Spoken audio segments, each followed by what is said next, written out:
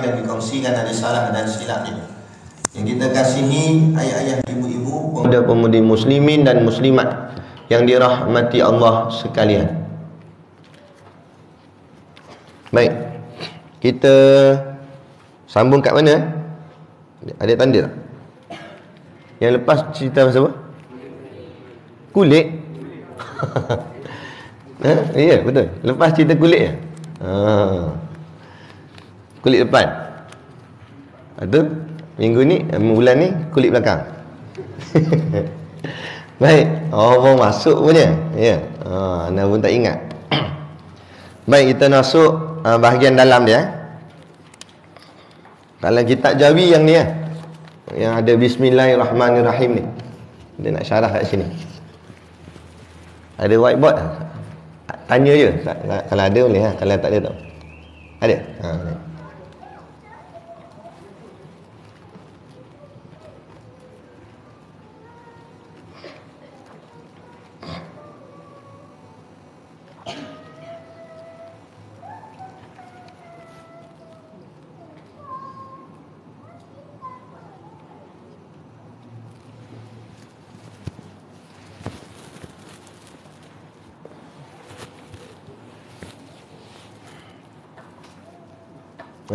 Boleh?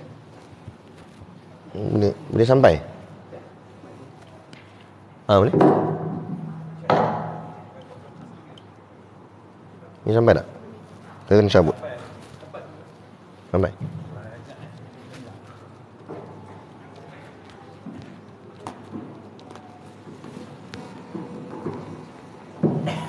Okey, baik. Kita nak belajar pada pagi ni, iaitu pada kalimah yang Tok Syekh pengarang kitab kita tulis, Bismillahirrahmanirrahim.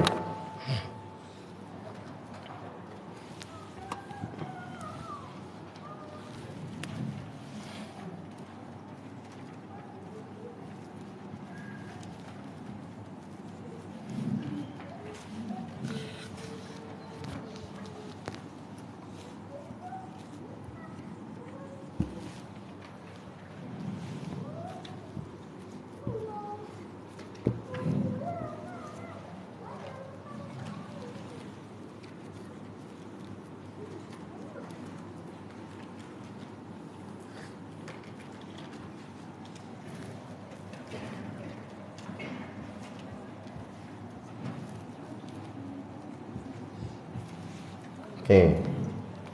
Bismillahirrahmanirrahim.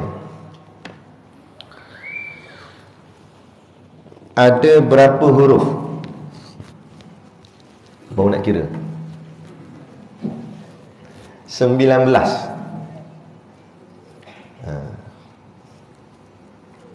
19 huruf. Nombornya ganjil. Sebab apa? Sebab Allah suka pada yang ganjil. Itu malam Lailatul Qadar tu pun dipilih Allah pada malam yang ganjil. Tapi boleh je kata ulama', kalau Allah nak pilih malam genap pun boleh juga. Itu hak Allah. Cumanya paling afdal ganjil. Lepas tu kalau kita buat benda apa-apa yang elok, kita buat dalam angka ganjil. Tapi kalau buat angka genap taklah dosa, cuma elok ganjil. Kalau kata tanya afdal. Baik. Itu bilangan huruf. Bilangan kalimah, patah perkataan, ada berapa?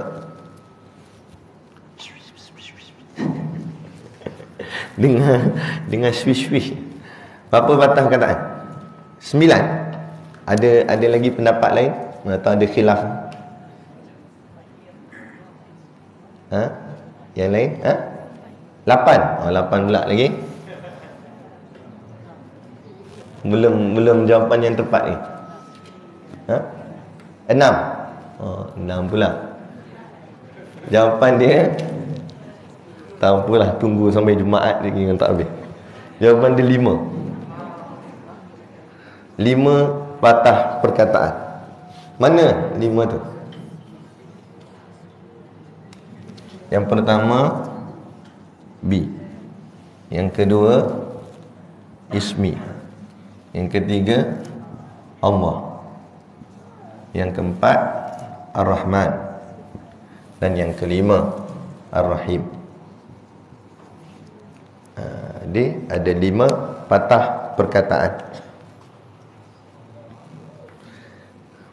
Sebelum ni mungkin kita nampak Bismillahirrahmanirrahim ni satu kalimah lah, satu patah perkataan. Tidak sebenarnya, sebab Bismillahirrahmanirrahim adalah ayat, bukan kalimah. Kalimahnya ada 5. Itu ada bi, ada ismi, ada Allah, ada Ar-Rahman, ada Ar-Rahim. Okey, baik. Kita nak bedah Bismillahirrahmanirrahim ni pagi ni, sebab dia ada kait dengan kitab kita ni. Dia akan, bila habis nanti baru kita nampak apa sebabnya. Kita nak cerita satu-satu ni, tapi mungkin tak habis. Kita tengok mana yang dan lah. Kita mula dengan yang pertama dulu, B. B ni makna dia dengan. Silap. Makna dia dengan. Dia dalam bahasa Arab, huruf dia terbagi pada 2. Satu namanya haraf mabani, satu lagi namanya haraf ma'ani. Haraf mabani, huruf yang membina perkataan. Contoh macam huruf alif sampai ya tu. Alif, ba, ta, sa sampai ya, dia itu dipanggil huruf mabani. Huruf itu bila disusun-susun dia jadi sebuah perkataan. Itu dipanggil mabani. Mabani ni maknanya membina. Membina perkataan. Contoh perkataan macam ba digabung dengan ya, digabung dengan ta. Jadinya apa? Apa? Ni sebenarnya Baitun Dia ni. Baitun. Kan? Ada satu lagi huruf namanya haraf ma'ani. Haraf ma'ani ni maksudnya huruf itu sudah memberi makna. Maknanya dia bukan membina perkataan, tapi dia saja pun sudah ada makna. Maknanya dia tu adalah perkataan dah. Iaitu contohnya macam B ni. Walaupun dia hanya satu huruf je, tapi dia sudah memberi makna. Apa makna dia? Maknanya dengan. Tapi syarat dia mestilah barisnya di bawah. Kalau baris di atas ataupun depan, itu bukan dia. Jadi lepas ni ayah-ayah ibu yang dirahmati Allah sekalian, bila baca Quran ataupun hadis, kemudian nampak ada perkataan bi kat depan, itulah maknanya dengan. Contoh di Bismillahirrahmanirrahim ni, itulah bi itu makna dengan nama Allah kan. Contoh lain, ayat yang biasa kita dengar juga, a'udzubillah. Bi itu dengan. A'udzu artinya aku berlindung, billah dengan Allah. Jadi bi itu makna dengan. Pagi ni ngaji bahasa Arab kita. Kan? Tak apa. Tapi dia ada kaitan dengan kitab kita ni sekejap lagi. Okey, bi dengan tadi bi terima ya. Okey. Kemudian perkataan sin mim ni pula, nombor 2 ni sin mim. Macam ni kan? Asal dia sebenarnya ialah ismun. Ismun makna apa? Belajar tak? Ismun. Bahasa Arab belajar. Ismun. Ma ismuka? Apa maksud? Nama. Ismun artinya nama. Ma ismuka? Siapa? Apa nama kamu? Ismun, nama. Habis macam mana dia boleh jadi macam ni? Baik. Sekarang ni kita gabungkan ini dengan ini, maka jadilah dia bi ismun. Okey, pertama sekali orang Arab dia tak boleh kalau ada hamzah kat tengah-tengah. Sebabkan kita ni Islam tu turun di kalangan Arab, maka kena ikut kaedah bahasa Arab. Di kaedah bahasa Arab, alif tak boleh kat tengah, dia hamzah tak boleh kat tengah, sebab orang Arab tak boleh nak sebut, dia jadi susah, jadi kekok. Maka dihazafkan akan hamzah ni, dihazafkan.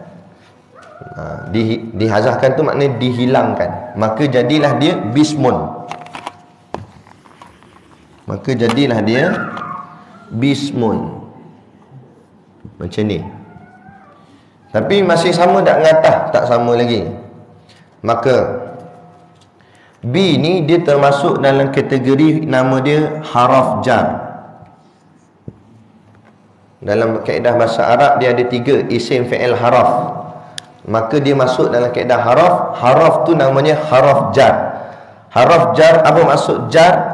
Iaitu fungsi dia membaris bawahkan isim selepasnya. Mana siapa duduk sebelah dia wajib jadi baris bawah. Jadi mun jadi min. Sebab ada B tu. Sebab ada B ni, maka mun ni jadi min. Jadilah dia bismin. Sama tak lagi? Tak sama lagi. Kemudian pula bismin ni makna apa tadi? B makna dengan, ismun ni makna nama. Dengan nama. Dengan nama ni ayat tu tak lengkap, tidak mufidah. Kalau dalam kitab Matan Jurumiyah dia tak al-kalimah wal lafzul murakabul mufidah. Mestilah kalimah itu mufidah. Mufidah ni memberi faham ataupun memberi faedah, memberi makna. Tapi dengan nama dia tak memberi faham. Orang akan timbul pertanyaan, nama siapa? Macam tu. Sebab ayat tu macam tergantung, tak habis. Dengan nama, ialah nama siapa? Orang tanya. Maka jawabnya baru kalimah yang ketiga datang, iaitu Allah. Maka perkataan yang nak sambung ini dia dipanggil perkataan yang disandar. Dalam kaedah bahasa Melayu panggil disandar, ataupun bahasa Arabnya dipanggil mudhafun ilaih, nama dia mudhafun ilaihi.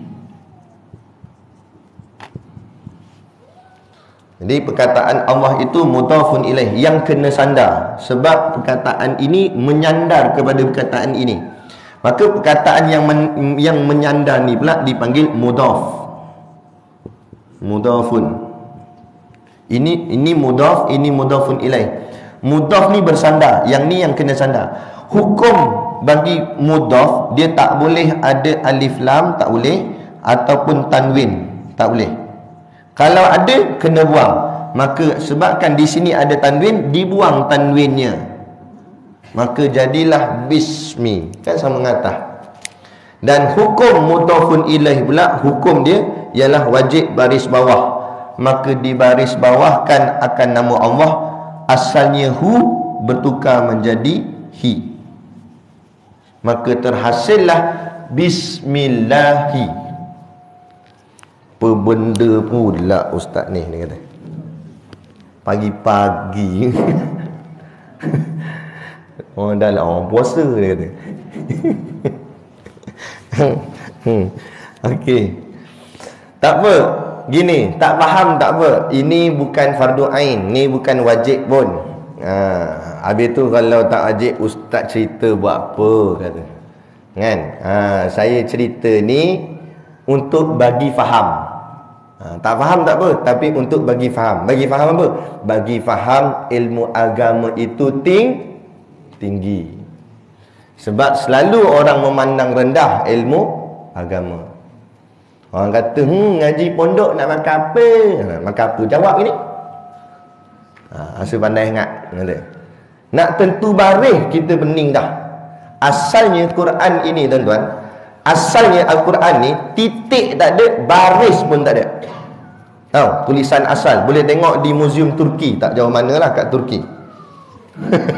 Ada duit lebih lagi. Kan? Dekat Museum Turki dia simpan Quran lama, Quran zaman tu, zaman sahabat, zaman kerajaan Islam yang dulu tu. Dia simpan Quran yang tak ada titik, tak ada baris. Itulah asalnya. Kemudian yang bubuh titik ni siapa? Ulama-ulama. Antaranya Imam Abu Aswad Ad-Du'ali, nama dia. Dia yang bubuh titik. Lepas tu ulama lain tambah lagi bubuh baris, ulama lain tambah lagi bubuh pedang garis apa? Tanda panjang, tanda pendek, dengung tak dengung. Lepas tu ulama lain tambah lagi apa nama tanda benti, kat mana nak wakaf, kat mana nak wasal. Sampailah zaman kita hari ni, datang lagi pula asatizah kita pergi buat warna pula. Kalau warna biru maknanya boleh sambung, warna merah kena benti situ, warna hijau, nak bagi memudahkan kita boleh baca. Kan? Agak-agaklah kalau Quran dulu tak ada titik, tak ada baris tu kekal sampai hari ni, agak-agak bunyi tak kita? Tak boleh nak membaca kita. Ini ada titik, ada baris pun tak bunyi lagi.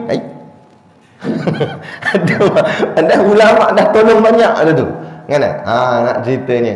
Nak ceritanya inilah peranan ulama. Bayangkan kalau sekolah agama macam ni kita tak titik beratkan, maka siapalah yang nak meneruskan ilmu-ilmu macam ni? Yang orang pandang enteng, orang pandang saintis hebat lagi, doktor hebat lagi. Kalau mu rasa hebat, doktor panggil doktor, suruh letak baris tengok.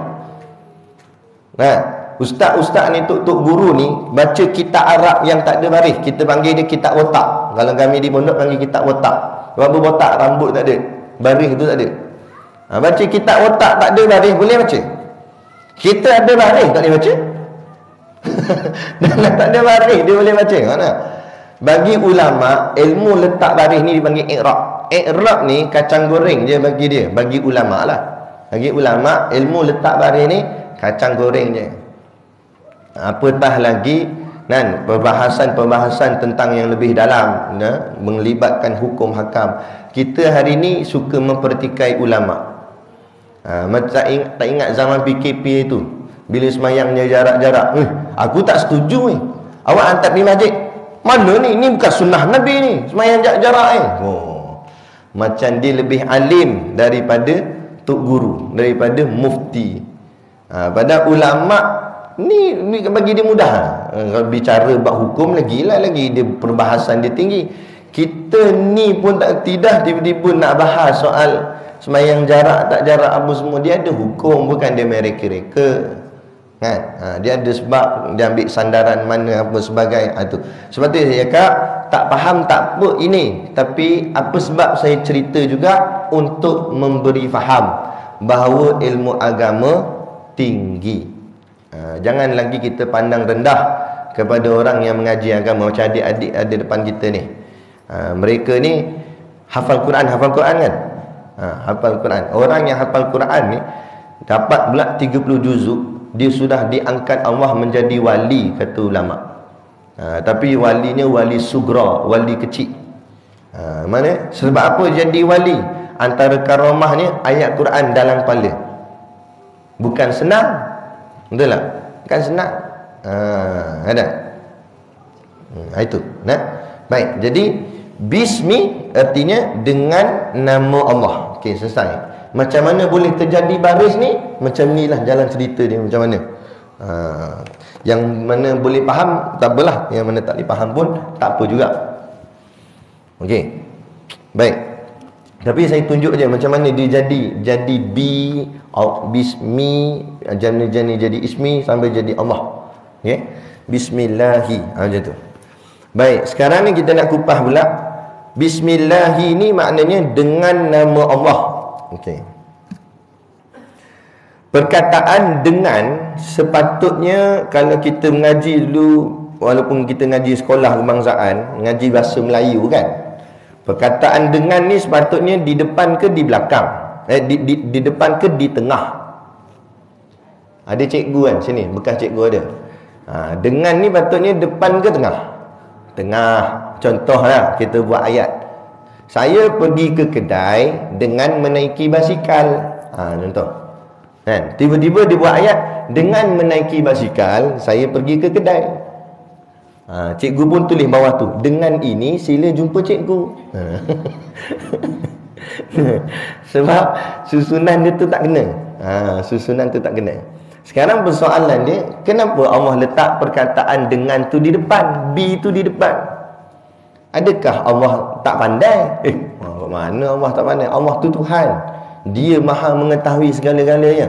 Itu kenapa Allah tak dapat? Sebab tu Allah sebut dalam Quran, afala ta'qilun, tidakkah kamu mahu berfikir? Jadi apa yang Allah buat semuanya Allah nak suruh kita fikir. Allah suruh kita fikir, kenapa aku letak dengan di depan macam tu? Jadi pagi ni kita tak payah fikir. Sebab kalau kita fikir sampai Jumaat lagi nak sembahyang Jumaat, kan? Memang jenuh kita nak fikir. Sebab ulama dah tolong fikir. Tinggal lagi kita belajar je apa ulama dah bahas. Okey? Jadi ulama kata dengan tu sebenarnya tidak di depan. Dia tetap berada di tengah. Dia masih lagi di tengah. Persoalannya, timbul persoalan kedua pula. Kalau dengan tu di tengah, habis apa depan dia? Apa depan dia? Dia dipanggil muta'alaq. Kalau kaedah kami mengaji di pondok, saya tak nak guna term-term tu sebab bagi orang awam takut nanti dia akan bertambah pening. Jadi kita ambil perkataan-perkataan mudah saja. Okey, baik. Jadi bila disebut dengan itu di tengah, apa yang berada di depan dengan tu? Okey, berada di depan dengan itu ialah niat hati perbuatan kita. Niat hati perbuatan kita. Contoh. Ni contoh aja, bukan sungguh lah. Sebab ada cawan dia tak ada air. Tak bahaya. Terminum ni. Ada satu tempat kuliah tu dia sedia air. Mungkin air semalam kot. Tapi bahaya kena buat kalut-kalut samah minum. Tapi kalau tak batal kan tak? Baik. Apa nak cerita ni? Contoh, kita minum air, kita baca doa tak? Bismillahirrahmanirrahim. Apa makna? Maknanya kita nak minum air itu kan kita niat dulu dalam hatinya. Maksud niat ni bukan macam usolli, bukan macam tu. Maksud niat ni ialah gerak hati, lintasan hati. Mesti dalam hati kita, aku nak minum air macam tu. Aku nak minum air tu depan dengan tu. Jadi makna aku nak minum air, kita pun baca bismillah. Aku nak minum air dengan nama Allah. Itu maksud. Sebab tu Nabi ajar kita, membuat apa pun benda baik, baca bismillah. Sebab dia akan sabit dengan ni. Kita nak makan, aku nak makan nasi, bismillahirrahmanirrahim, dengan nama Allah. Apa kaitannya dengan kitab ni? Maka bagi pengarang kitab, maksud dia letak bismillah di depan ni, maknanya aku menulis kitab ini dengan nama Allah. Adapun kita yang mengaji sebagai anak murid, aku membaca kitab ini dengan nama Allah. Sebab tu bismillahirrahmanirrahim diletak di atas sekali, di depan sekali. Kan? Dan dia ajar kepada kita letak perkataan bismillah ni benda yang depan-depan. Contoh depan pintu rumah. Bila kita nak masuk, kita baca bismillah. Aku masuk rumah dengan nama Allah yang maha pemurah lagi maha penyayang. Itulah hikmah dia. Itu sebab perkataan dengan tu duduk di hadapan. Supaya dia berselari dengan perbuatan kita. Dalam hadis Nabi kata kullu amrin zibalin la yubda'u fihi bi bismillahirrahmanirrahim fahuwa aqta. Wa fi riwayatin fahuwa abtar, wa fi riwayatin fahuwa ajzam. Atau kama qal, yang maksudnya kullu amrin, setiap urusan. Nabi kata kullu makna setiap. Amrin perbuatan kita, urusan kita, perkara yang kita nak buat. Setiap urusan zibalin. Zi maknanya yang mempunyai. Balin artinya kebaikan. Setiap urusan yang ada kebaikan, la yubda'u bi bismillahirrahmanirrahim.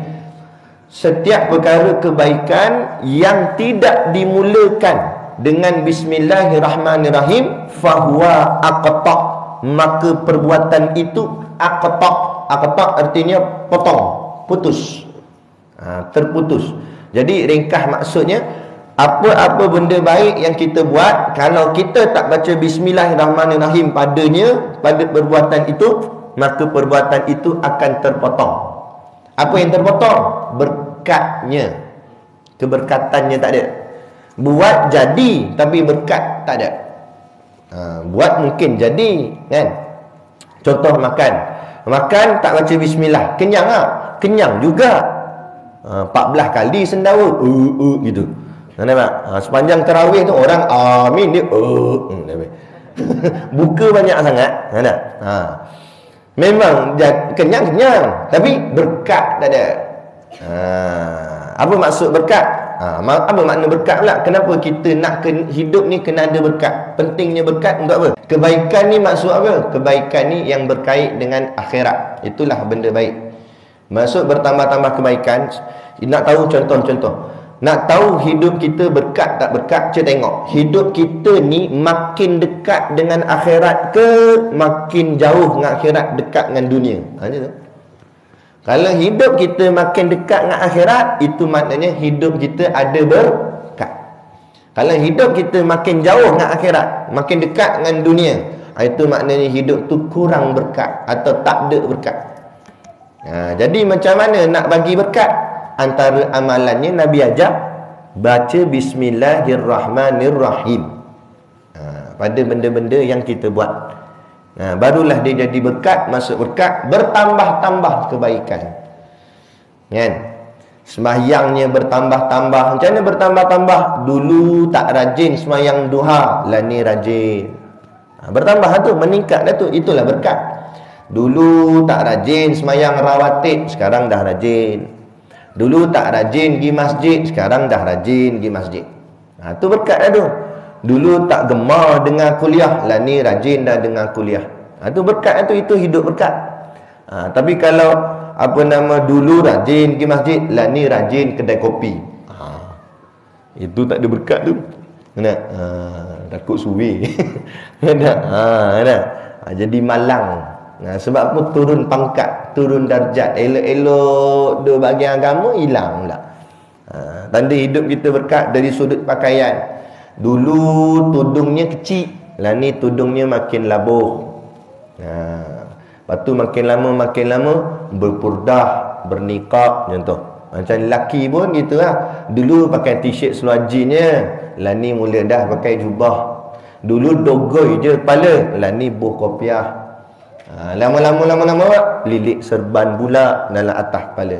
Lepas tu ada pula ridak atas kepala bahu. Lepas tu kayu sugi pula zup gini, celah telinga dua pula tu gini. Ada maknanya dia makin lama tengok, macam tok guru lah kita tengok dia ni. Dengan siap dengan tongkat lagi. Macam wali tu . Dulu tasbih, dulu tak ada pegang tasbih kan. Dulu pegang telefon je. Lah ni pegang tasbih. Lama-lama bukan pegang kat tangan lah, gantung leher turun. Nak orang besar-besar biji bola pimpong tu. Sungguh kat pondok kami, tok guru kami, dia punya tasbih besar. Kan? Itu. Nak cerita, itulah keberkatan. Tu maksud dia. Makin lama makin nampak baik.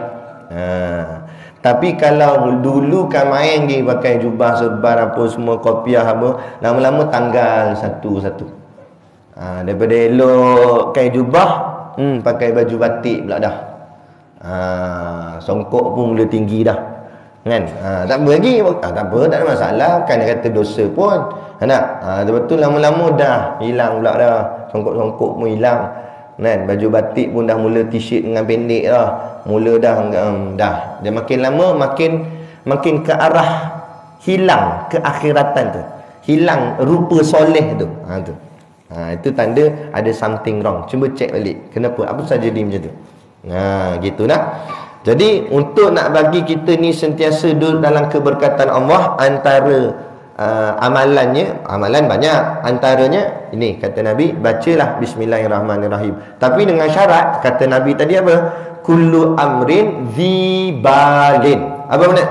Baca Bismillahirrahmanirrahim, Nabi suruh baca pada setiap urusan yang zibalin, yang ada kebaikan.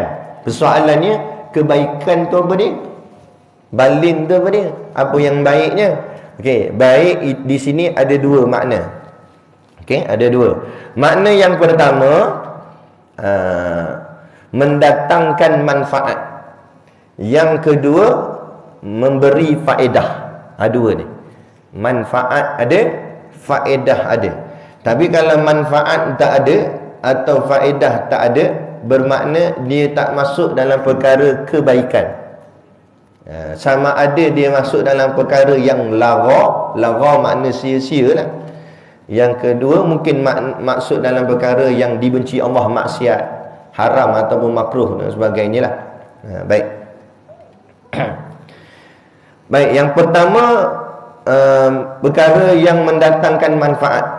Dalam kitab Hidayatus Salikin karangan Syekh Abdul Samad Al-Palembang disebut makna manfaat ialah ma yazidu fi khaufika minallahi ta'ala.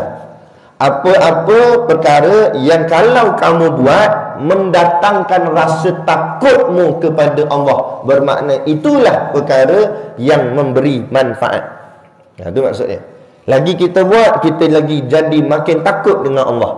Contoh macam kita belajar bab agama ni, kan? Belajar bab agama, macam ustaz cerita tadi, nak akhir zaman, kiamat, dajjal muncullah, apa semua ni. Lagi kita mengaji, dengar nak apa, menghadapi kematian pula, kullu nafsin dha'iqatul maut, tiap-tiap yang bernyawa pasti mati. Lagi kita mengaji tu, lagi kita sonok. Memang sonok mengaji, tapi lagi kita buat relax ke lagi kita takut? Bila dengar kata mati nanti ditanya malaikat, nak nanti diseksa dalam kubur, ada kala jengking ni. Helah, kala jengking kata. Ada benda tu? Nak ada. Dia akan jadi, Allah takut Allah, macam mana kalau aku mati ni? Jadi makin takut tu, takut dengan siapa tu? Takut dengan Allah. Takut dengan Allah itulah dikira sebagai manfaat. Tak kira lah, buatlah apa pun. Contoh, dia dipilih jadi wakil rakyat sebagai contoh. Jadi YB. Kan, jadi YB. Sonok banyak orang semua sonok jadi YB, jadi itu, jadi ini, jadi ketua apa semua sonok. Kan? Tak apalah dia nak rasa sonok tu, tapi ingat, lagi kamu pegang, patut lagi takut kamu pada Allah. Sebab apa takut? Sebab Allah akan persoal. Allah akan tanya. Ni saya nak bagi contoh. Kita ambil paling kecil sudah dulu. Dalam kampung ada siapa? Ketua kampung. Ketua kampung pun berat dah. Berapa tak beratnya? Kalau dia tahu dalam karya kampung dia ada orang meninggalkan solat, memang tak semayang, dia tahu. Bukan dia pergi tinjau tak, tapi memang dia tahu kawan ni, geng ni memang tak semayang. Kemudian dia biar, dia akan ditanya oleh Allah. Allah tanya, kamu jadi ketua kampung sekian-sekian tak? Saya ketua. Kan? Kadang-kadang orang panggil lah, panggil kenduri apa semua. Memang nak tanya. Dalam kampung kamu ada orang tak semayang, ada orang main judi, mu tahu tak? Tahu kata. Lepas tu kamu buat apa? Biar pi kat depa. Biar pi kat depa, pergi masuk neraka. Nauzubillah. Nampak? Aduh. Bapa pergi biar pi pula, mana boleh biar pi? Kan? Man ra'a minkum munkara, kata Nabi, barang siapa yang melihat perbuatan mungkar, falyughayyirhu biyadihi, maka hendaklah diubah dengan tangannya. Maksud tangan bukan pergi penampar dia. Makna tangan dengan makna kuasa. Makna dia ada kuasa tak? Ada. Kan? Panggil orang kampung gini. Okey, saya sebagai ketua kampung, saya tahu dalam kampung ni ada yang tak semayang, ada yang tak tutup aurat, ada yang main judi. Ingat saya pesan. Tegang gitu betul kampung. Nah, ingat saya pesan. Siapa yang tak ikut syariat agama, segala bantuan saya takkan luluskan. Tengok. Bau dah baik tok ketua. Tengok patu surau penuh sampai dalam kolah semayang. Nah. Dia takut. Ingat ini. Nah, itu baru tara ketua kampung. Atas lagi. Naik atas lagi, DO ke, kan? Tok sidang pegang banyak kampung bawah dia. Atas lagi, sampai ketua ahli parlimen, dalam satu parlimen berapa banyak bawah dia, don apa semua tu, kan? Atas lagi menteri besar. Menteri besar jaga berapa daerah dalam negeri dia, kan?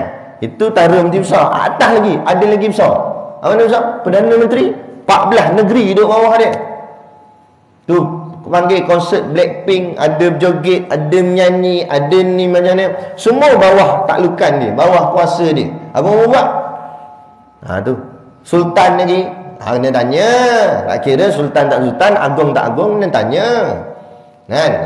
Atas dunia ia agung, atas dunia ia sultan. Masuk dalam tanah dah hamba. Ia siapa? Nah, duduk depan di padang mahsyar, hamba. Tak ada dah bodyguard lain tu. Atas ni ya ada bodyguard. Kan? Masuk dalam tak payah jauh lah sampai hari akhirat. Ni dalam kubur ya. Malaikat tanya, "Man rabbuka?" Tanya PA saya, dia kata. Nak kata malaikat PA tok mu kata. Nampak ni? Tumbuk ni kata. Hang jawab, hang seorang mati, PA tak mati ni kata. Dia jawab. Ini jawab tak kira siapa-siapa. Atas dunia dia boleh PA. Atas dunia boleh ada bodyguard apa semua sebagainya. Jangan cakap saya, cakap dengan PA saya. Boleh cakap dengan peguam saya. Boleh atas dunia. Dalam tu tentang ganting seorang diri kan. Kalau amalannya baik, insya-Allah lepaslah dia, selamatlah dia. Kalau tak, tak kira siapa. Kan? Gitu. Lepas tu saya tak boleh masuk TV. Habis semua orang dibubuh. Nah, kita cakap benda benar kan. Qulil haq walau kana murran. Berkata benar walaupun ianya pahit. Kan? Ada. Dan macam mana benda tak betul depan mata. Macam mana pemimpin tak kira pemimpin. Tanggungjawab lagi besar. Lepas tu yang ni jadi berebut-rebut semua nak jadi pemimpin tu sebab apa? Sebab tak kerti. Kalau kerti Allah tak berani. Tak pun dah bagi orang lain dah, Melainkan dalam terpaksa. Tak ada orang dah ni. Memang awak sesuai ni. Sebab awak pun pandai hukum hakam. Awak reti beragama. Jadi kami pilih lah awak jadi wakil rakyat kami ni. Itu tak apa lah. Sebab tu saya kata tadi, bila dia pegang dengan rasa takut pada Allah. Kata, oh ya Allah, risau aku ni kalau aku silap macam mana ni. Bila dia takut pada Allah, jadi manfaat tak dia punya jawatan? Tadi kan kita belajar tentang manfaat. Ma yazidu fi khaufika min Allah Ta'ala. Sesuatu yang kalau kamu buat menambahkan takutmu pada Allah Ta'ala. Dengan pegang jawatan tadi, jadi YB ke jadi apa ke, dengan rasa takut pada Allah, itu bermakna jawatan itu jadi manfaat bagi dia. Manfaat mana? Manfaat akhirat nanti. Silap dengan sebab jawatan itulah dia dimuliakan Allah kerana dia bertindak dengan adil dalam masa dia memegang jawatan tu. Dengan amanah apa semua, dengan rasa takut pada Allah. Ni tak, dia pegang jawatan bukan manfaat akhirat, manfaat dunia dia. Baru jadi kota kampung, renovate dah dapur. Buat dua, besar lagi dapur. Ada dapur kering, ada dapur basah. Yang peliknya dua-dua kering. Orang perempuan faham lah. Kadang bang, kita besar dapur nak bang, kita buat dapur kering satu, dapur basah satu. Kita pun ikutkanlah isteri kesayangan kita buat dapur kering, dapur basah. Lepas siap, tengok dua-dua kering. Macam mana? Tu. Nak ceritanya gitulah. Maknanya itu manfaat. Manfaat itu mendatangkan kebaikan dengan syarat kita jadi rasa takut pada Allah. Lagi kita buat, kita takut. Lagi kita buat, lagi takut. Amanah Allah ni kan, nak pegang kan senang. Saya tak ni, saya bukan ada jawatan apa pun. Saya cuma jaga sekolah Tok Guru dia, Tok Guru Siddiq Noh. Saya jadi timbalan dia je. Itu pun kalau boleh tak nak, tapi dah Tok Guru arahkan pada saya kan. Terpeganglah amanah duit orang bagi. Duit infak, duit wakaf, duit apa semua. Ni pegang duit bukan banyak mana, tak sampai juta pun. Kan? Lebih kurang 1,200 macam itulah. Itu pun masuk Allah. Ni kalau salah guna ni, kita beli benda yang tak mendatangkan faedah kepada sekolah apa semua, salah guna, Allah akan tanya. Allah. Tu baru tara ribu. Duk main bilion-bilion atas. Duk main juta-juta. Jangan. Jangan duit baitul mal pergi mana? Orang miskin melambak-lambak lagi, fakir miskin lagi mana? Kan? Orang bayar zakat fitrah RM7 seorang. Dalam kawasan Cemor ni saja agak-agak berapa ratus ribu orang ada. Darab dengan RM7. Tu baru Cemor, belum campur daerah lain lagi. Kami lagi Berwas, Manjung, Setiawan, Teping, Kemunting, Ipoh. Campur habis semua. Perak saja agak-agak berapa bilion dapat, berapa juta. Tu baru satu negeri. Dan kalau 14 negeri seluruh Malaysia, agaknya duit baitul mal ni boleh berapa bilion agaknya. Dengan hanya zakat fitrah saja. Tu baru zakat fitrah, tak campur zakat lain ni. Zakat fitrah saja. Boleh tolong habis semua orang miskin. Silat-silat kalau buat dengan penuh amanah, habis. Zero tu fakir miskin ni. Tak ada seorang benar. Nah, itulah yang yang dibuat oleh Khalifah Saidina Abu Bakar. Zaman dia memerintah tak ada fakir miskin. Punya adilnya. Itulah Islam. Tapi dah macam-macam. Itu cerita. Baik. Habis lah. Bahagian yang pertama, mestilah kebaikan itu adalah perkara yang memberi manfaat. Apa makna manfaat? Bertambah-tambah takut kita pada Allah Ta'ala. Jadi kalau tuan-tuan, ayah ibu yang dirahmati Allah sekalian, nak buat satu-satu benda, tilik dia. Masuk tilik ni, cek betul-betul. Kalau aku buat ni, aku jadi lagi takut dengan Allah ke, aku jadi lagi nak lawan Allah, nak lawan Tuhan, nak lawan pula agama. Kalau kita buat ni bertambah takut kita dengan Allah Ta'ala, mana perbuatan yang kita nak buat tu manfaat. Bila manfaat, tafaddal, silakan, buatlah, teruskan. Walaupun apa saja di belakang kita orang nak kata kita, biar pergi. Dengar orang kata tak buat kerja kita. Yang kita nak tilik ni, Allah suka tak suka. Aku buat ni tambah takut dengan Allah, tambah takut, buat. Walaupun orang lain tak suka ke, orang lain kata benda apa ni, lantak dia nak kata. Tapi kita buat ni, kita buat dia rasa takut dengan Allah, bermakna itulah perkara yang memberi manfaat. Itu yang pertama. Yang kedua yang dinamakan benda baik ialah perbuatan itu memberi faedah. Apa makna faedah? Faidatun bermakna samaratun. Samarah artinya apa? Buah. Buah itu artinya hasil. Contoh macam kita tanam pokok, tapi jenis pokok berbuah macam pokok durian ke pokok pisang tu. Jenis pokok buah. Jangan tanam pokok bunga kertas, memang tak ada buah. Kan, tunggu pun tak sampai kiamat tak ada. Nah, tanam pokok jenis yang berbuah. Pokok durian ke pokok pisang ke apa. Bila kita tanam pokok macam tu, apa harapan kita? Kita harap dia berbuah. Berbuah tu panggil hasil daripada kita tanam. Tapi kalau kita tanam pokok buah tapi tak dapat buah, maka kita panggil apa? Kita kata tak ada faedah aku tanam pokok ni. Penat je aku tanam. Orang lain tanam kat musang king, aku tanam kat 10 tahun dah, musang pun tak ada, king lagi tak ada. Kan? Jadi kita kata tak ada faedah. Tak ada faedah. Kenapa tak ada faedah? Sebab tak mendatangkan hasil. Macam itulah. Jadi perbuatan yang baik ialah perbuatan yang berfaedah. Maksud berfaedah, perbuatan baik itu mesti perbuatan yang mendatangkan hasil. Apa hasilnya? Hasilnya akhirat. Kan disebut dah, dunia ini tempat bercucuk tanam, akhirat itu tempat menuai hasil. Jadi tengok, apa yang kita buat kat dunia ni, adakah memberi hasil akhirat? Kalau memberi hasil akhirat, benda tu benda baik, silakan buat. Tapi kalau tak mendatangkan hasil akhirat, benda tu silap-silap, tak masuk pun dalam kategori baik. Sama ada dia lagu, sia-sia, buang masa. Malah silap-silap, bukan sakat buang masa, nambah dosa pula dah. Itu tak mau. Jadi buat, fikir. Kita buat ni dapat hasil akhirat dah. Maksud hasil akhirat tu dapat pahala tak nanti di sana? Contoh. Tengok drama, drama dapat hasil tak hari akhirat nanti?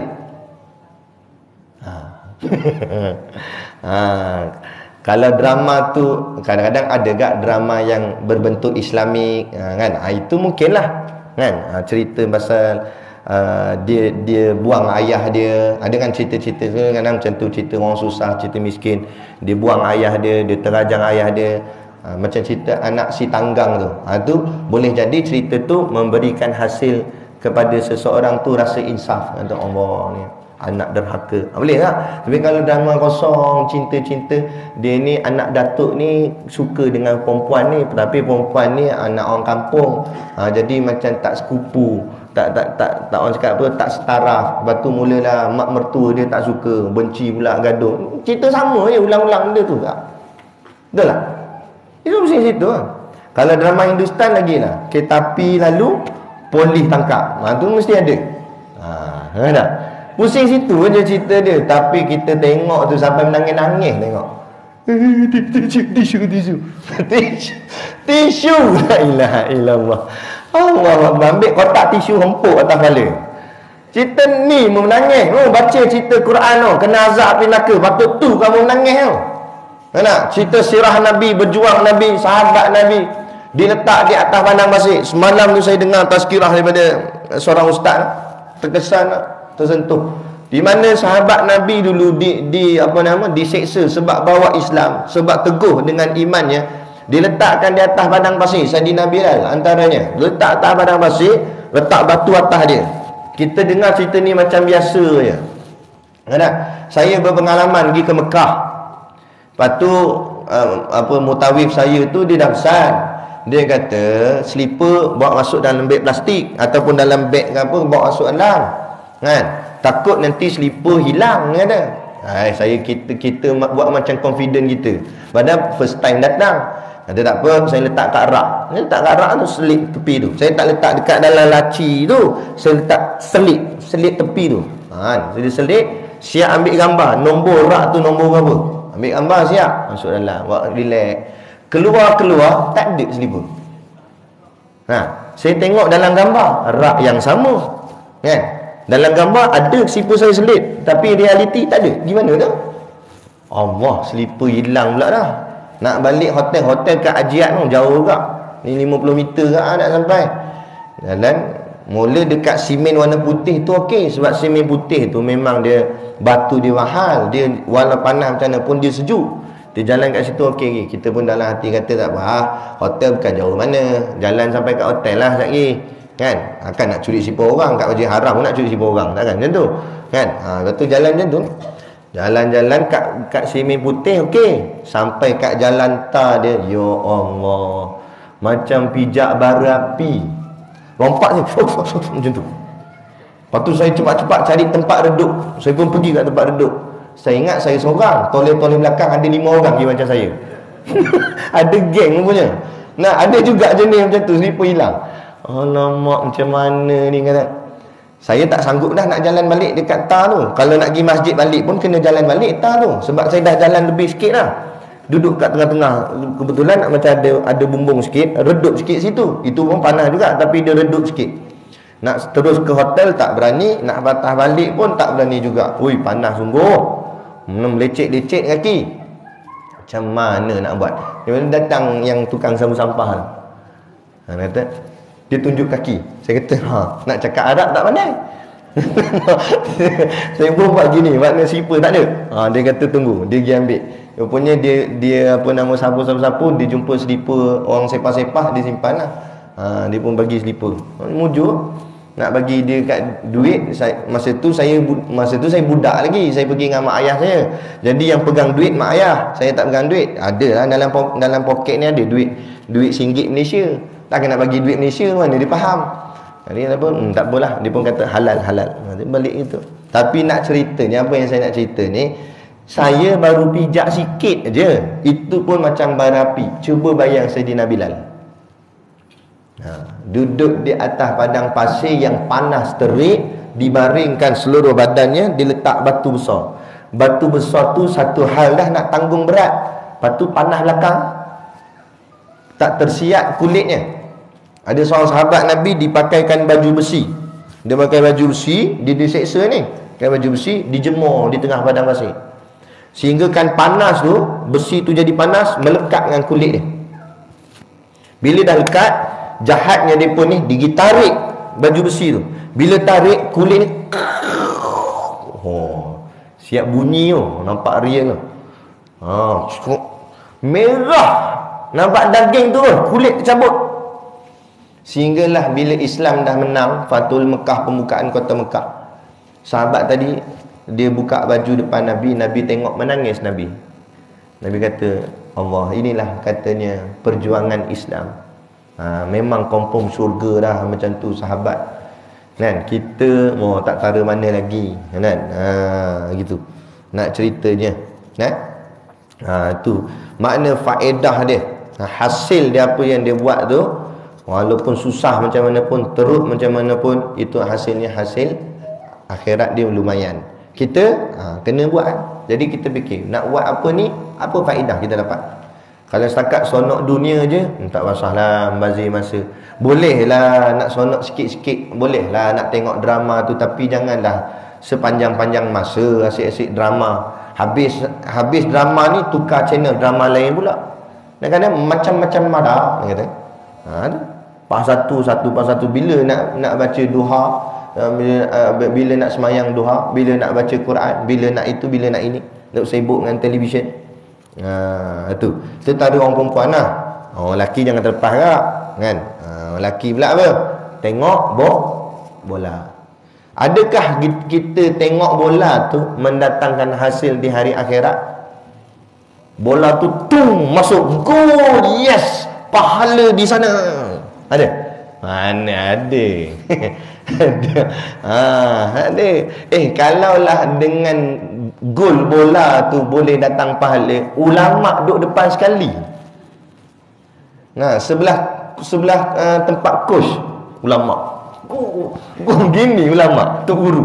Dengan serban tapi ada ulama duduk sibuk kat situ depan tu. Tak ada. Kita duduk sibuk situ. Ulama di mana? Duduk masjid. Baca Quran, semayang, sebab dia dah nampak mana yang mendatangkan hasil faedah. Itu sebenarnya benda tak ada faedah nak apa. Tapi dah bagian minat, bolehlah sikit-sikit sudah. Jangan stadium boleh pergi, masjid tak boleh pergi. Tu baru masalah. Masjid pergi ke, tapi sekali-sekala pergi nak tengok bola di stadium. Tak apa, sekali-sekala. Bukan selalu. Kan? Macam tu lah. Minat sikit-sikit sudah lah. Ini sampai conteng muka. Ini sokong perak, hitam, kuning. Muka hodoh lah. Dia conteng 2 kali hodoh muka. Ni conteng. Apa sampai conteng? Sokong sudahlah. Cakap perak jadilah. Ini sampai conteng muka. La ilaha illallah. Lembu tak conteng muka. Mana? Lembu tengok siapa lembu kata. Binatang membelik tengok manusia lah. Over tu panggil over, lebih-lebih. Biasa-biasa dah lah bagian tengok macam tu. Gol, okey, gol lah. Dah. Melompat bagai macam kera apa semua. Ni apa? Macam lah orang cakap kejayaan mutlak besar sangat. Kalau dapat masuk syurga melompat tak apa. Sebab itulah kejayaan yang hakiki. Ni cakap boleh gol je lah. Ada apa sangat. Gitu. Atau kita ni dah ditipu oleh dunia. Betul, hati-hatilah. Hati-hati. Jangan sampai kita lupa matlamat asal Allah cipta kita di atas muka bumi ni. Wa ma khalaqtul jinna wal insa illa liya'budun. Taklah aku jadikan jin dan manusia melainkan untuk mereka menyembah kepadaku. Itu sebenarnya tujuan kita ada di atas muka bumi ni. Lebih-lebih tu sikit-sikit sudahlah, bagian minat sikit-sikit. Boleh lah tampal stiker kat kereta yok ke joyok jadi Ini sampai tuala pun gambar MU. Belakang pintu poster MU. Cadar MU, selimut MU, spender MU. Tahu MU? Perempuan tak tahu MU, Manchester United. Dia minat sangat. Dalam setan pula tu gambar dia tu pegang. Itu. Gitu nah. Jangan lebih-lebih lah dalam bab dunia. Sikit-sikit sudah. Bab akhirat yang kita kena lebih-lebihkan. Baik, itu maksud faedah. Jadi tak ada faedah, buat apa kita buat banyak-banyak, membazir masa kita, rugi. Rugi. Jadi benda yang datang faedah boleh pahala akhirat, tu buat sungguh-sungguh. Sebab dia takkan rugi. Takkan rugi. Contoh orang tanya ulama, kita ada tinggal semayang, kita buat solat qada. Qada solat. Lepas tu orang tanya ulama, habis kalau saya tak pernah ingat berapa kali saya tak semayang tu, hutang tu. Jadi saya buat, kalau terlebih macam mana Ustaz? Dia kata terlebih. Hutang tu dah cukup, dia buat terlebih lagi. Kalau terlebih macam mana Ustaz? Ulama jawab dah, takkan rugi. Maknanya lebih tu Allah tetap kira jadi pahala. Jangan risau. Buat apa pun untuk agama ni, semua jadi pahala. Kan? Cuma jadi pahala. Buat. Jangan risau, jangan takut. Buat aja. Atau ada orang tanya, kan ni dah Ramadan ni kan, nak dekat raya. Dia kata, Ustaz, derma di bulan Ramadan lebih afdal. Saya kata betul. Sebab dalam hadis kata Allah boleh gandakan sampai 700 ganjaran pahala. Kita derma kat budak, bagi kat dia RM1, boleh ganda sampai jadi RM700 umpamanya. Maknanya digandakan 700. Tapi kalau raya tak ada. Cuma raya adalah juga digalakkan untuk kita suka menderma. Habis macam mana nak buat Ustaz? Nak derma time Ramadan ke nak derma time raya, bagi duit raya? Mana afdal? Saya kata yang afdal derma dua-dua. Sebab dia tanya afdal. Maksud afdal apa? Afdal ni paling banyak pahala. Paling banyak pahala Ramadan pun derma, raya pun derma. Jadi Ramadan pun dapat pahala, raya pun dapat pahala. Oh tak boleh lah Ustaz, habis duit saya dia kata. Kalau habis duit, kalau tak boleh buat dua-dua, ambil salah satu. Ambil salah satu, ambil mana? Ambil Ramadan, afdal lagi. Sebab Ramadan ni semua amalan diganda-gandakan, kan? Ambil Ramadan. Tu raya, ya tak apa, tak payah bagi tak apa. Kan? Nanti pelik pula Ustaz, saya tak bagi duit raya. Sebab kita dah jadi kebiasaan mesti bagi duit raya. Padahal duit raya bukan satu kewajipan. Bagi lah. Tak bagi kedekut pahit, itu je. Kena nak bagi. Tak bagi tak apa. Raya tetap raya. Ni macam ni gaduh tentang hari raya bila jatuh. Lepas tu dia marah ni Jakim. Lepas tu Jabatan Agama Islam ni tetapkan siap-siap hari raya supaya kita senang nak bakar lemang, dia kata. Empuk dengan batang lemang ke tu. Mana boleh tetap siap-siap. Jabatan agama pun tak ada kuasa nak tengok raya tak raya. Ni kena tengok anak bulan. Pada tarikh 29 Ramadan. 29 Ramadan tu dia pergi topong, duduk kat mana atas bukit kat mana ada lah tempat pencerapnya tu. Dia pergi tengok anak bulan. Bila tengok anak bulan ada, maknanya esok sudah raya. Tapi kalau tak nampak anak bulan, makna esok puasa sehari lagi, lusanya baru raya. Dia mesti paling maksimum pun genapnya 30. Dia takkan jadi 31. Ada tahun ni 31 rasa puasa. Mana merepek. Dia paling kuat 30. Automatik lepas tu puasa, raya terus. Macam tu kaedah dia. Ini mana boleh tetap siap-siap, kena tengok ru'yah dulu. Tengok anak bulan. Dulu saya kecil-kecil dengarlah orang kata tengok anak bulan. Tapi saya fikir macam mana rupa anak bulan. Saya duk bayangkan ni mak bulan betul ada anak dia kecil. Saya bayang je tu kan. Sebab kita jahil lagi tak ngaji. Rupanya anak bulan tu halus kecil. Bulan ni kalau bila tengah bulan 13, 14, 15 dia nama bulan mengambang, bulan putih. Sebab tu kita puasa sunat puasa hari putih nama dia. Kan? Sebab apa hari putih? Sebab bulan waktu tu tengah mengambang elok, terang putih macam tu. Kan? Lepas tu lama-lama dia akan kecil balik. Jadi macam bulan sabit. Cik. Sampai akhirnya dia hitam. Bulan tu tak nampak. Sebab terlampau halus, gelap. Lepas tu baru dia muncul balik. Muncul balik tu panggil anak bulan. Sebab halus cik, dia baru nak keluar balik. Nak keluar balik tu panggil anak bulan. Sebab apa jadi Syawal? Sebab bila timbul balik bulan tu, itu bermakna itu bulan yang baru. Bila bulan yang baru masuk adalah satu Syawal. Satu Syawal itulah Aidilfitri. Itu kaedah dia. Sebab tu tengok anak bulan. Beza dengan raya haji. Raya haji bukan tengok anak bulan. Raya haji ikut tanah Arab Mekah bila jatuh hari wukuf. Tu beza. Ni sibuk dia punya kuih. Dia kata jangan jadi macam tahun lepas raya mengejut, kuih semua tak dan. Letak pi kuih mung. Kisah benda. Ada pula pasal kuih dia kena ikut tarikh dia. Ada pula. Kita ni sebab kita dah pegang mentaliti macam tu. Bila raya mesti ada lemang, mesti ada ketupat. Padahal tak ada lemang, tak ada ketupat, raya tetap raya. Ada masalah. Apa makna raya? Makna raya Aidilfitri, kita kembali kepada fitrah. Dulu masa Ramadan tak boleh makan. Bila kembali pada fitrah, asal balik kejadian kita, boleh makan. Makanlah. Sebab tu disunatkan sebelum pergi semayang raya, jamah makan dulu untuk meraihkan sunat kembali kepada fitrah tu. Biasa pagi-pagi kita tak boleh makan. Pagi raya tu makan. Dia jadi kekok. Boleh makan ke ni? Dia macam takut nak makan tu. Sebab dah biasa puasa tak makan tak? Tu makan. Lepas tu bagi semayang raya. Itu sebenarnya raya. Lepas tu bersalam-salaman, bermaaf-maafan, berdamai-damaian. Kalau dulu ada gaduh-gaduh, kita kosong-kosong lah nak. Dia kosong-kosong, dia ingat bola ke apa kosong-kosong. Kan? Cakaplah maaf zahir dan batin. Gitu. Itu sebenarnya raya. Ini tak ada lemang lah. Tak ada lemang biar apilah. Orang Arab raya tak ada lemang. Bila orang Arab makan lemang? Ada. Kita ni sebab dia dah pegang mentaliti tu macam tu. Tu masalah tu. Lepas tu kita kena ubah, kena faham apa sebenarnya makna sebenarnya. Ada masalah sebab tu. Gitu juga maknanya faedah ni tadi, apa saja kita buat, pastikan hasilnya ada di hari akhirat. Kalau tak ada hasil, tak ada faedah, tak usah buat lah.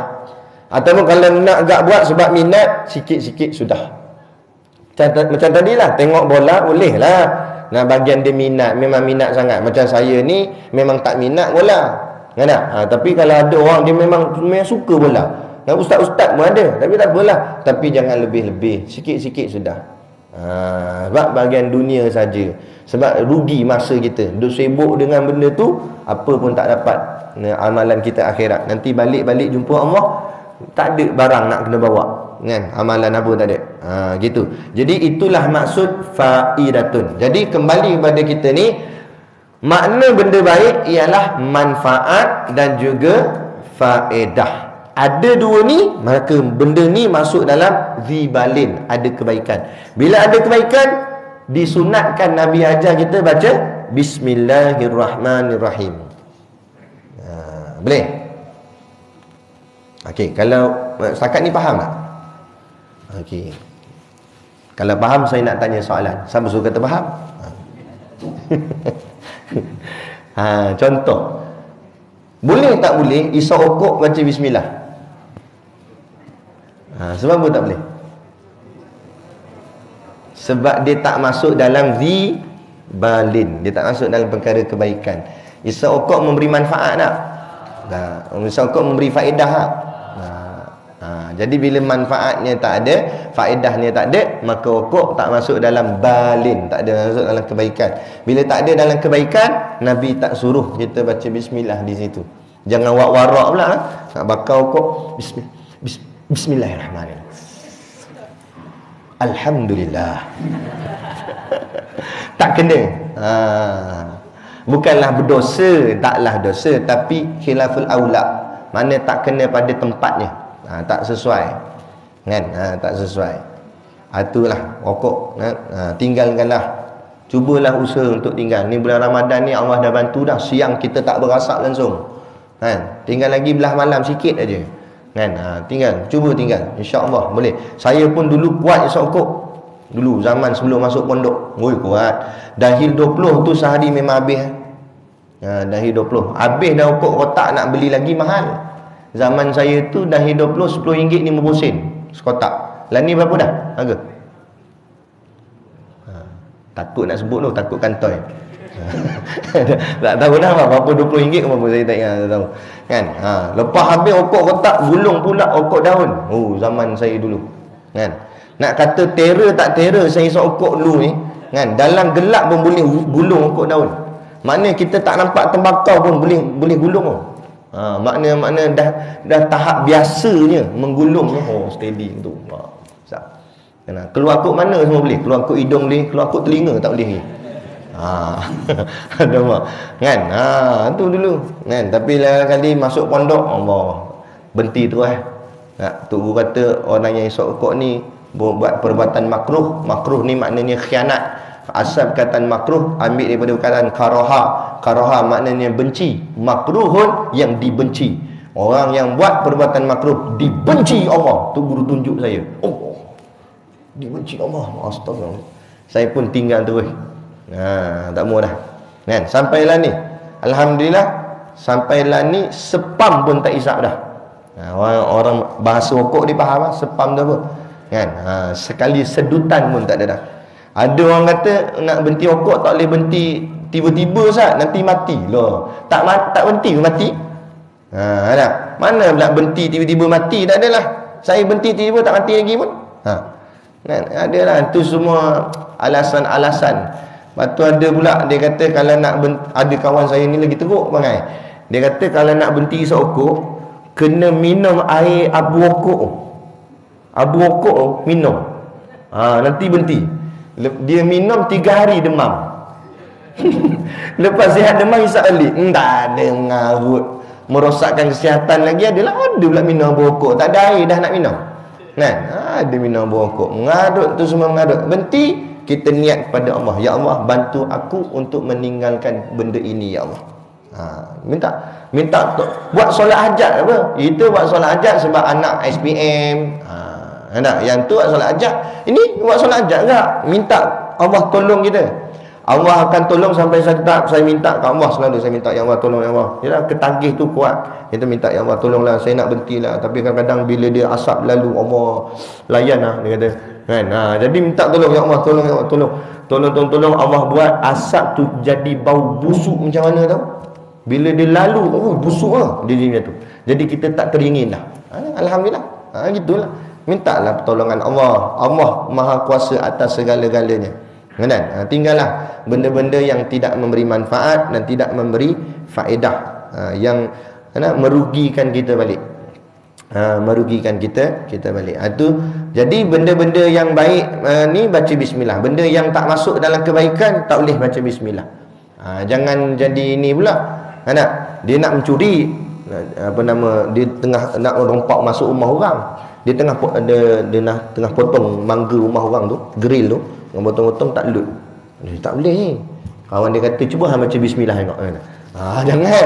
Tu salah guna. Buat benda yang dalam haram, betul baca bismillah. 2 kali haram. Kata ulama. Satu buat benda haram, lepas tu bermain-main dengan kalimah yang suci. Contoh minum arak baca bismillah. Ada viral hari tu, ada budak muda. Dia minum air arak kasbuk. Lepas tu dia kata bismillahirrahmanirrahim. Minum. Tu namanya biadab, lagi kurang ajar. Kamu minum arak tu satu dosa dah. Kamu main-main pula kalimah Allah, lagilah dosa yang sangat berat. Kan? Kalau kamu minum arak saja, lepas tu kamu taubat, Allah ampun dosa kamu. Tapi kalau kamu minum arak, lepas tu main-main dengan kalimah Allah lagi pula, ini namanya biadab, silap-silap Allah tak ampun dah dosa kamu. Sebab kamu bermain-main dengan nama Allah, kau hajar. Itu tak mau. Betul, kena jagalah benda-benda macam tu. Kena gitu. Kita habis dah kot kan? Ada cerita last. Ada cerita lagi. Cerita pasal rokok. Tak habis lagi cerita pasal rokok. Satu hari di pondok, Tok Guru tengah baca kitab cerita pasal perihal syurga. Cerita pasal syurga. Dia kata Tok Guru dalam syurga ni mau minta apa pun dapat. Mintalah apa pun, semua dapat dalam syurga. Itu hebatnya syurga. So nak kita nak masuk syurga, minta apa pun dapat. Jadi ada seorang anak murid angkat tangan. Assalamualaikum Tok Guru. Waalaikumsalam. Tu kata semua dalam syurga boleh dapat minta lah apa pun semua dapat. Kalau lah Tok Guru ni tanya je lah, dia kata. Kalau lah Tok Guru, dalam syurga tu saya nak makan babi boleh tak? Dia kata. Saya nak makan babi. Kata kadang terliur kat tengok orang kafir buat babi celup tepung, dia kata. Kata nak makan babi. Boleh tak boleh? Dia tanya Tok Guru. Tok Guru kata tak payah kata babi, bapak babi boleh. Sebab tidak ada lagi pengharaman. Kan tak? Boleh tak? Kan? Makanlah, makan. Tu okey. Baik tu, terima kasih. Dia duduk. Seorang lagi pula angkat tangan. Apa lagi ni? Nak ada soalan Tok Guru. Saya tak gamak macam kawan saya ni, ada babi dia nak makan, kata. Saya tak lah. Saya cuma nak tanya lah, sebab saya tengok cerita di TV tu, tengok Jackie Chan, kungfu apa tu kan, mabuk-mabuk, jadi macam power je. Jadi nak tanya, dalam syurga boleh minum arak tu Guru? Nak minum arak pula. Tadi seorang ni babi, yang ni minum arak pula. Jadi kata Tok Guru, boleh. Apalah tak boleh? Tak payah kata sebotol, selori boleh. Selori tu corong gini, minum. Nak ada nama apa? Heineken, jenis stout, semua ada. Carlsberg, dan arak di dalam syurga tidak memabukkan, tak mabuk. Dan apa saja kita makan dan minum dalam syurga, dia tak keluar jadi air kencing. Sebab dalam syurga tak ada benda-benda kotor. Air kencing tak ada. Dia akan keluar dalam bentuk peluh. Dia akan keluar dalam bentuk peluh. Dan peluh tu bukan macam peluh kat dunia ni masam. Ni peluh dia bau kasturi. Nak cari mana orang peluh bau kasturi? Cuba bangun nak tengok muka, ada tak? Orang peluh kasturi masuk dalam live ni. Tak ada, kan tak? Lawa macam mana pun muka masam ketiaknya, kan tak? Tak kira siapa. Ratu cantik pun sama, kan tak? Tu peluh wangi. Tu minum arak kata Tok Guru boleh. Oh ni masih Tok Guru sonok dia duduk. Seorang tak bangkit. Saya tak macam dua orang kawan saya ni Tok Guru. Yang seorang nak makan babi, seorang nak minum arak. Apa dah dia kata. Saya nak tanyalah, cuma saya ni Tok Guru hidup kat dunia ni kuat isap okok kata. Jadi dalam syurga nanti boleh tak isap okok? Tanya dia. Dia tanya Tok Guru, dalam syurga nanti boleh tak boleh isap rokok? Tok Guru pun menong lama Tok Guru diam. Jadi dia kata soalan babi tadi cepat je Tok Guru jawab. Soalan arak pun laju Tok Guru jawab. Aku tanya rokok lambat pula Tok Guru jawab. Senyap Tok Guru fikir, awak Tok Guru susah sangat soalan ni. Susah tak susah mana kata Tok Guru. Memanglah dalam syurga semua benda ada, kamu minta apa pun dapat. Jadi kalau kamu nak esok okok pun boleh juga, tapi masalah macam mana kamu nak nyalakan api kata. Apa nak Tok Guru? Dalam syurga tak ada api kata Tok Guru. Lepas tu nak ambil api kat mana Tok Guru? Api kat neraka. Takut nak bakar okok dengan muka-muka bakar jadi berat juga okok ni lagi berat daripada babi dengan arak. Jadi nak kita fikirkanlah kan. Cubalah tinggallah insya-Allah dengan pertolongan Allah, berhajat pada Allah bantu. Bantulah, tinggallah benda-benda macam tu. Orang kafir buat, dia nak rosakkan kita orang Islam. Dia tak ambil orang kafir. Kita pula. Jadi kita buatlah. Jadi perbahasan kita tak habis baru sampai bismillah. Jadi dengan nama Allah ini, maksudnya dengan itu berada di tengah lagi, dan depan dia adalah niat perbuatan kita nak buat. Macam tadi lah saya sebut, kita nak makan, aku nak makan dengan nama Allah. Maksud dengan nama Allah tu maknanya dengan keberkatan daripada Allah. Itu maksud dia. Itu maksud dengan nama Allah. Maka kita selesai separuh sahaja, iaitu bismillah aja. Nanti bila pula kuliah kita? Lepas raya. Lepas raya pula dah. Lepas raya baru sambung Ar-Rahman Ar-Rahim.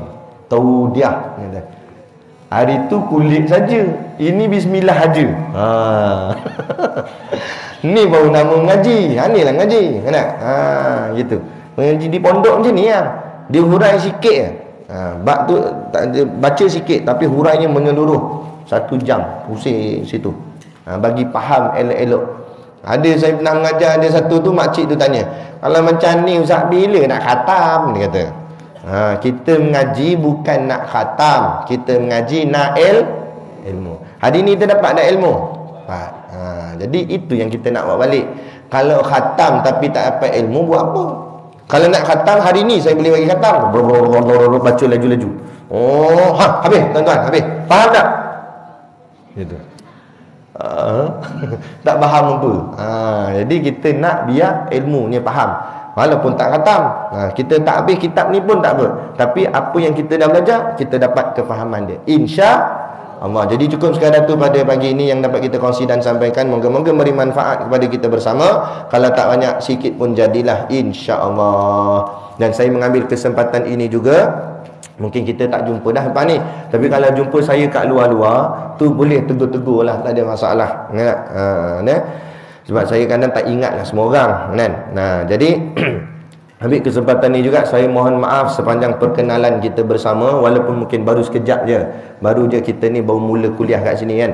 Jadi kalau ada tersalah kata, tersinggung kata daripada apa yang saya sampaikan, yang saya niat apa yang saya sampaikan, saya tak tujukan pada individu mana-mana pun, bukan nak menyakitkan hati siapa-siapa pun. Apa yang kita cakap semata-mata untuk nak mengajak umat kepada kembali pada agama, itu saja.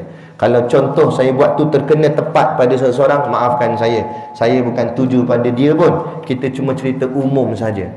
Kita pun tak tahu kena tak kena kan, kita tak tahu. Kita cerita sahaja supaya masyarakat kita kembali kepada ajaran agama yang diajar oleh baginda Nabi kita, Nabi Muhammad sallallahu alaihi wasallam. Yang baik itu datang daripada Allah, dan segala kekurangan dan kesilapan itu adalah salah dan silap saya sendiri dari segi adabnya. Adapun hakikatnya semuanya kul min indillah, semuanya adalah daripada Allah Subhanahu wa taala. Dan saya mengambil kesempatan ini juga mohon maaf zahir dan batin, dan mengucapkan selamat kita menyambut hari raya Aidilfitri yang akan datang ini, insya-Allah. Jadi cukup sekadar tu. Wabillahi taufik wal hidayah. Wassalamualaikum warahmatullahi wabarakatuh. A'udzubillahi minasyaitonirrajim. Bismillahirrahmanirrahim. Alhamdulillahirabbil alamin. Wassalatu wassalamu ala asyrafil anbiya'i wal mursalin wa ala alihi wa sahbihi ajma'in. Allahumma taqabbal minna salatana wa du'aana innaka antas samiul alim wa tub alaina innaka antat tawwabur rahim. Allahumma ja'al dinana dinan nabi Muhammadin sallallahu alaihi wasallam wa islamana islamal muslimin wa imanana imanal mu'minin wa salatana salatal khashiin wa a'malana a'malas solihin wa niyatana niyatal mukhlisin wa dhunubana ya Allah dhunubal mustaghfirin wa hayatana hayatal ulama wa mautana bimauti syuhada wa nikhnal jannata ma'al anbiya'i alaihimus salatu wassalam. Rabbana atina fid dunya hasanah wa fil akhirati hasanah wa qina adzabannar wa qina adzabannar wa qina adzabannar. Sallallahu ala khairi khalqihi sayyidina Muhammad wa ala alihi wa sahbihi wasallam. Subhana rabbika rabbil izzati amma yasifun wa salamun alal mursalin walhamdulillahi rabbil alamin. Amin ya rabbal alamin. Taqabbalallahu minna wa minkum. Takbir. Allah.